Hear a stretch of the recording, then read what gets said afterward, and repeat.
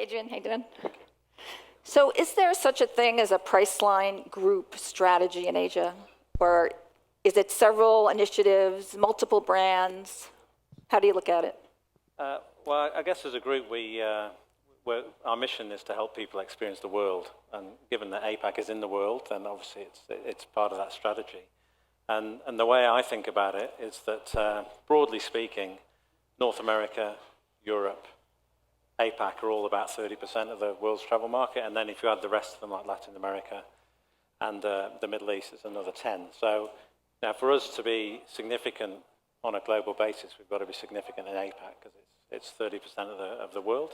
And then if you look at some of the trends that Douglas was talking about earlier in terms of growth and the size of the market in 5-10 years' time, then we've just got to increase the amount of share we've got within the Priceline group in APAC over time. But is it a group strategy, or is it among all these independent brands? Or they have their own independent initiatives and driving their own strategies?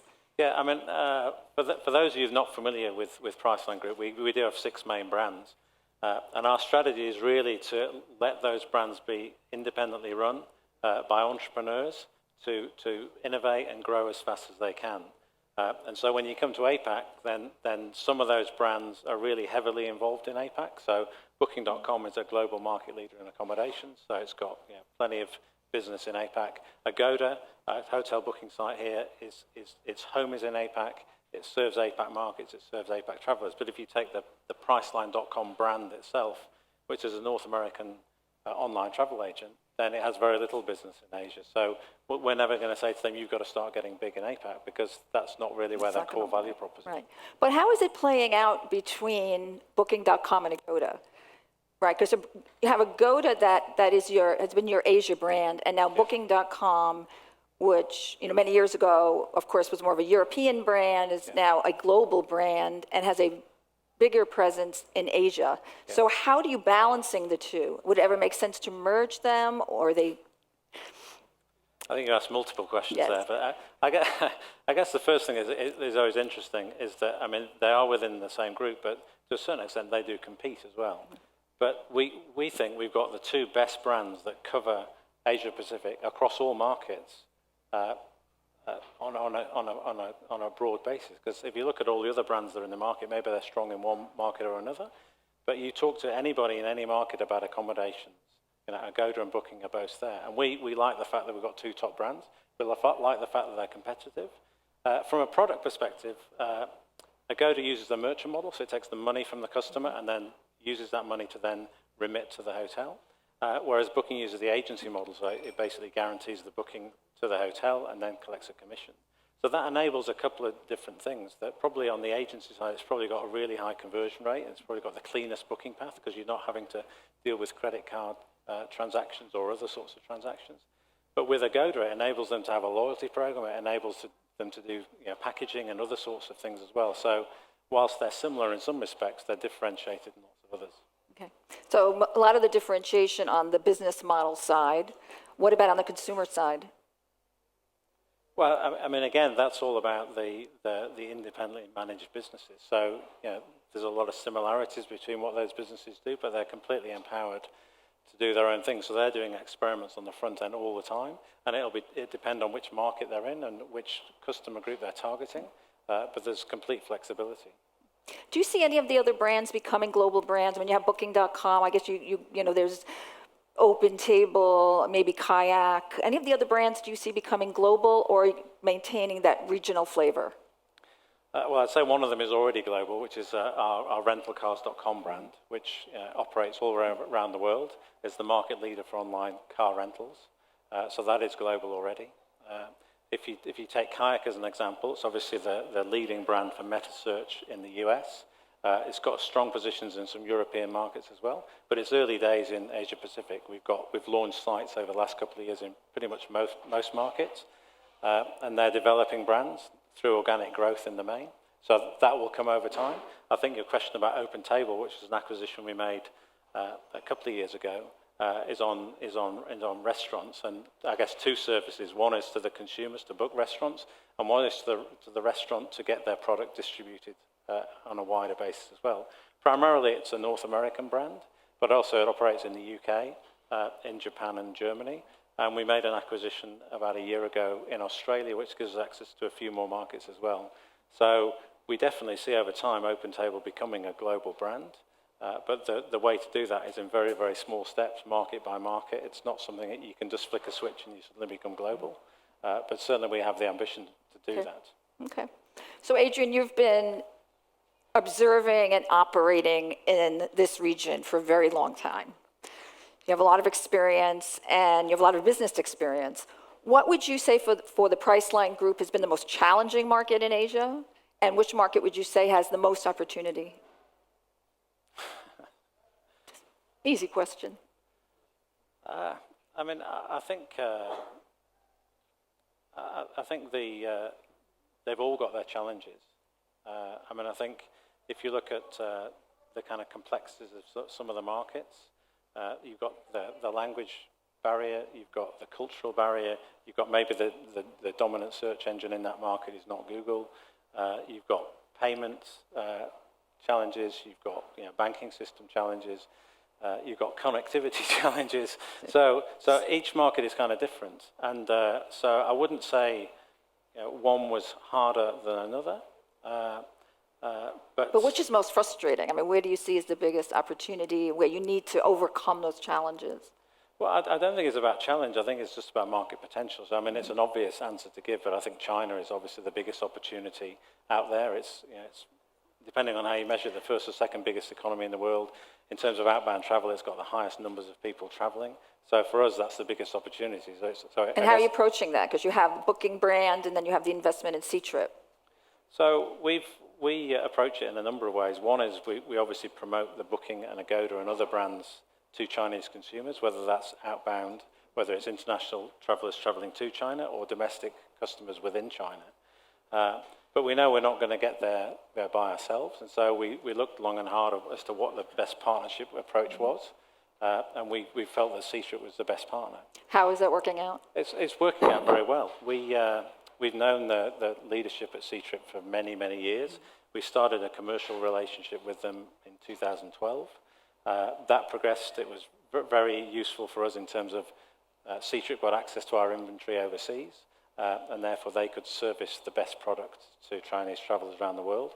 That business model developed. We now promote some of Seatrip's hotels in China, and then we've made investments in the business as well. So we've put in about 750 million to get a stake in Seatrip to cement that relationship. That aside, we have hundreds of partnerships with other Chinese organizations in terms of that have access to Chinese travelers. And so we have strategic partnerships with many, many businesses that, again, promote the Booking, the Agoda, the rental cars brand to Chinese consumers. And let's talk about the India market, which nobody's making money in India. What does that mean? And first of all, that's not true. Some people make money in India. Who's that? How would I know if it... Yeah. No, I mean, it was interesting on the slide on, I think, Douglas's point, which is the market cap to total transaction value. There's an obvious question, why is Priceline worth so much compared to the relative total transaction value? And that's, we have a very profitable business that we have really high hurdles for what we're willing to invest in. And so we are willing to invest, but we want to make sure that return is there. So, it's very interesting in terms of what's going on in the Indian market. It was very similar to what happened in the China market or maybe the Indonesia market as well. But we're just taking it kind of step by step. And we think we're in a strong position because if we really want to lean in, we're a profitable company in this business across all our brands. And therefore we can go further. But as a kind of wider Which allows thing, you to invest. It does. But I think it's absolutely fascinating. I mean, I was saying to you earlier that it's perfect timing for a conference with the news from Make My Trip and with Oyo and with Ibibo in the last 3 months. You must have known something was going to happen. But no, the amount of funding that's there, I mean, I think it's I'll take all the credit. Incredible market. And it's got a lot of potential. Can I just jump in? Just a quick follow-up on the India discussion. India's had one of the most dynamic and competitive online travel agency markets for many years. There's been lots of acquisitions globally by some of the bigger OTAs. Why, irrespective of the Priceline Group specifically, what are your thoughts on why nobody significant has been acquired in India so far? I mean, I think up until recently, the market didn't look as if it had, aside from air, on a hotel side, it didn't really look as if it had much potential. People were losing lots of money. And so I suspect people looked at it and thought, this is something that we should maybe look at, and it's something for the future day. But I do think in the last 3-6 months that something's beginning to happen. And I think with Ashish's presentation that he gave earlier, I think one of the things that's changing is that the operational pieces are beginning to be joined up, and therefore that online experience, if you get a great experience, you're booking on mobile or on your PC or whatever, but then if the experience when you get to the accommodation is terrible, it's an overbooking, people don't recognize the booking, whatever, then people are not going to do it again. But I think those guys, plus the traditional guys that make My Trip, Yatra, etc., are investing a lot to make that operational piece work. And so I think it is at a point where, particularly combined with mobile and mobile adoption, that I think I'm optimistic about India for the next 2 years, maybe more, a lot more than I was maybe 2 years ago looking forward. Okay. Adriana, sorry, Lorraine, okay. if I may. Philip. When I interviewed Darren last month at ITB in Berlin, I asked him when Priceline Group bought Opentable, did they have the vision of making it the Booking.com of restaurants? And he smiled and said yes. So, I mean, if we think the global hotel and lodging marketplace is disparate and disconnected, et cetera, I mean, it pales in comparison to restaurants. So what kind of things does Opentable, Priceline need to do to accomplish that vision and make Opentable a viable brand all over the world? He said it was his ambition to do that. You could say next question. That's all right. No, I mean, I think it's a very good question, and I think if you look at what we needed to do in the first year after the Opentable acquisition, even though the ambition is there to go global, there was actually a lot of behind-the-scenes infrastructural, plumbing, technology things that needed to be done at Opentable, which has now been achieved. I mean, I think he recently, in an interview, said that it's only just recently that you could be a US Opentable customer and you could go to London and you could actually book a London restaurant. So those are the sorts of things that had to be overcome. It is demand driven, and we've got to do it kind of destination by destination. You can't. This thing about you need to become global is easy to say, but it's incredibly hard. I mean, it's hard on hotels. I think it will be more challenging in restaurants. But we're just going to take it piece by piece, and we're getting more and more destinations. The product's developing. So absolutely, it's an ambition, but it's for the foreseeable future for sure. I think we have one more question from the floor. Hi, Adrian. I just wanted to ask you, Priceline Group lets all its brands run independently, and Booking has this whole booking suite to help the hoteliers. Yeah. Now, is that the same plan that Agoda would do and Priceline.com would do, and rentalcars.com may do on the car rental side, and Kayak? Do you see that happening as well, or do you see Booking Suite sort of being promoted by an Agoda or a Priceline and so on? Thank you. I mean, for those of you who don't know, Booking Suite is a B2B offering. So at the moment, we really have two streams where we provide a service to hotels where we can build your website and mobile offering in a really efficient way, hosted in the cloud, so it's always up to date and with the leading technology. We also have a rate manager product as well, which enables you to optimize your rates.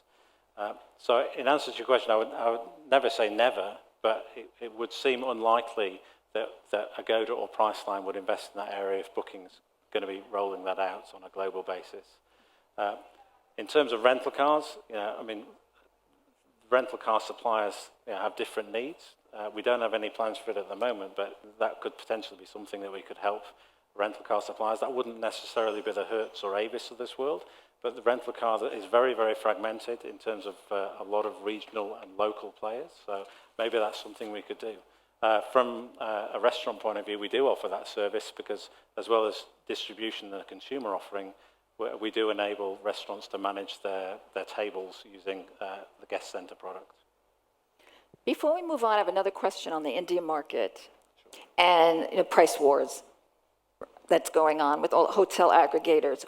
your position has been you don't want to discount to compete with the low end of the market. What have you had to do, A, in terms of content and building your content to be more competitive with some of these discount aggregators, or do you see yourself positioned totally differently? Well, I guess it depends kind of brand by brand. With Booking.com, its model really is that the price is set by the hotel, and therefore we market that as aggressively as we can. And if you give it as the best price, given it's global demand, then that will produce for you. Given the merchant model that Agoda adopts, it provides certain flexibility around getting kind of private sale rates, around getting opaque rates, and those can be presented through closed user groups or through loyal channels and things like that. So Agoda is probably more in a position to be able to kind of promote prices and compete directly with the local players here on that basis, whereas Booking's proposition really is to have the best end-to-end experience, so that if you're booking with Booking, then from start to finish it is just the best experience. Are you adding different types of properties, though, on the lower end? Are you? Absolutely, absolutely. So, I think you've got one of the guys from OYO speaking tomorrow. So, we work with some of their properties, but it's all really based around customer needs. So, we have lots of data on our websites, and if we can see particular destinations or particular categories being looked for, then our account management teams are going to be looking for further products in those areas. Okay. So let's talk about your charter, or one of your charters at Priceline, which is acquisitions. Yep. So there hasn't really been a big acquisition. I mean, the Agoda was 2007, Yep. and then, of course, the investment in Seatrip. Yep. But there hasn't been anything else in Asia. Why not? I guess the key component of our strategy is organic growth. And so whilst we do make acquisitions and all of our brands, bar Priceline, has been acquired at some point, it really is about getting a brand and growing it as much as you can in that category. And whilst other of our competitors have kind of consolidated and taken other brands and put them on the same platform, that's not really what we're trying to do. We're trying to make each of our brands differentiated, and we're trying to make them the best in each of their sector. So therefore, on that basis, if we're not going to really be consolidating, we are going to do less acquisitions. So maybe it comes back to the hurdle thing I said before about our kind of financial metrics, is that we really want a deal to work. So we're quite selective about what we do. Should we not expect any big M&A blockbusters in Asia, or? I'm not allowed to answer that question. So what do you look for, of course, in general, in an acquisition? I think number one is management. So I think particularly the thing that really grew Priceline from 2004 to 2010 was four international acquisitions. It took Priceline out of North America into the rest of the world. And that was Active Hotels and Bookings, which formed Booking.com a year later. It's Agoda, as you mentioned, and it was Travel Jigsaw, which was then rebranded to RentalCars.com. And in all of those businesses, it was a strong and committed management team that really had the ambition to grow that business a long way ahead. And I guess for a couple of those businesses, in terms of the booking management, they stuck around for 6 years before they transitioned it to someone else, which was Darren. In terms of rental cars, again, that was about 5 years before it transitioned to another guy in the team. And Rob's obviously still running Agoda. So that's a fundamental part of our acquisitions, is that people are going to join us, they're going to feel independent, but they're going to be supported by the group. Obviously worked very well for Priceline. And then the Kayak and the Opentable ones were definitely different categories. So Meta was definitely something we wanted to be in. Kayak was definitely the primary brand in the US. Okay. Steve's done a great job for the last 3 years in growing that business. So, Lorraine, we have a question from Flo. Hi. My question to you is, with the consolidation taking place at such large scales, especially in the global market as well as North America, where does it put the industry on one side and the consumer on the other side? And also innovation, considering we are in a technology environment today. Can we expect anything from the consumer standpoint or from the industry standpoint? What can we expect from your end, considering now that it's all become into two big groups out there who are pretty much controlling what's happening out there? Yeah, as much as Priceline and Expedia Group have have made acquisitions over the last few years. If you look at the TTV numbers that were presented before, they're kind of $50–60 billion of gross bookings. If you look at the total travel market, it's, depending on who you believe, it's 1.3, 1.5 trillion. So both of us have approximately a 5, 4, 3% market share. So to me, that's not a highly consolidated industry. It may be in some of the mainstream things. I guess in terms of online travel in North America, maybe it is a lot more concentrated than that. But in most other parts of the world and most other verticals, then I don't think it is that concentrated. You're looking at me because I know the numbers, right? I mean, the two brands do have a majority of the OTA market. Yeah. But to your point, the OTA market is just maybe 10–15% of the whole global travel market. Yeah. And I think sometimes we lose that perspective. Yeah. Yeah. Okay. You mentioned Kayak before. What's the proposition for Meta in Asia? I mean, that's a kind of a little more difficult play than it is in the States, for example. Well, I mean, I think Meta, was a kind of new business stream maybe 5 or 6 years ago, but it's pretty mainstream now.